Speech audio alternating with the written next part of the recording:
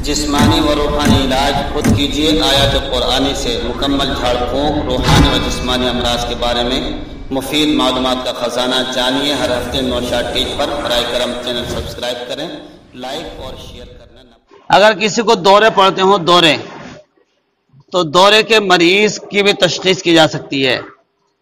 इस सिलसिले में बहुत से आमिलीन सवाल करते हैं कि हमारे यहाँ तो कोशिश यही की जाती है कि कपड़ा मंगवाया जाए, दौर के मरीज के दाने हाथ में एक कपड़े की पट्टी बांधवाते हैं, फिर मरीज रात को सोकर सुबह वो पट्टी उतार कर भेजता है।